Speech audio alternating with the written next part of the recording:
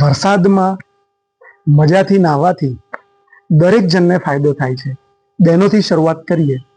જે શરીરની ગરમી છે એ વરસાદમાં નાહવાથી ઓછી થાય, પિત્તની ગરમી ઓછી થાય, અને મેનોપોઝની ગરમી કે માસિકના અગાઉના દિવસોમાં જે પેટમાં દુખાવો થતો હોય એ ગરમી એનાથી ઓછી થાય. પેટ ભરીને નાહવું જોઈએ.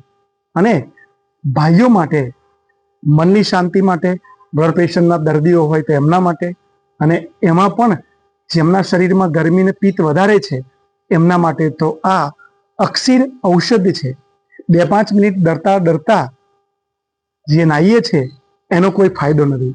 મજાથી કોઈ બીજો જ વિચાર કર્યા વગર એમાં પેટ ભરીને, મન ભરીને નાવ. અઠવાડિયામાં 2 કે 3 વાર માથું ધોઈને લગભગ લોકો સ્નાન કરે છે ને, તો માથે પાણી રેડીએ તો શરદી થાય છે? ના. તો વરસાદનું પાણી માથે અડે તો કેમ શરદી થાય?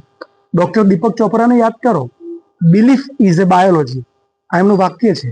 તમે મનમાં જેવું વિચારો છો એવું થાય છે. ચોક્કસ ત્યારે ઠંડો પવન ચાલતો હોય છે, એનું થોડું મેનેજમેન્ટ કરી અને મજાથી નાવ. એ નાહવાથી 7 દિવસ સુધી વાળ, સ્કિન એકદમ સારા રહે છે, ભૂખ ઉગડે છે, પાચન તંત્ર ખરેખર સારું કામ કરે છે. આવરે વરસાદ, ઢેબરિયો પ્રસાદ. અને આગળ લાઈન હતી, ઊની ઊની રોટલી અને કારેલાનું શાક. એ વરસાદમાં ભૂખ ઉગડે, ગરમ ગરમ રોટલી ખાધી હોય, અને અહીંયા અંદર જે કીડા સૂર્યની ગેરહાજરીમાં પેદા થાય એને કારેલાના શાકથી મારવાના હોય. આ આપણી આયુર્વેદિક કવિતાઓ છે.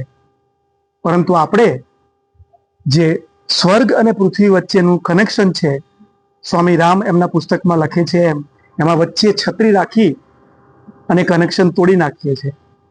તો જેટલી વાર ચાન્સ મળે એટલી વાર આ વખતે શરીરની ગરમી, બ્લડ પ્રેશરની ગરમી, મનની કે મગજની ગરમી, પિત્તની ગરમી, શરીરનું થર્મોસ્ટેટ બેલેન્સ કરવા માટેની એક સિસ્ટમ, ચામડી અને વાળ સરખા કરવા જરૂરથી નાવ.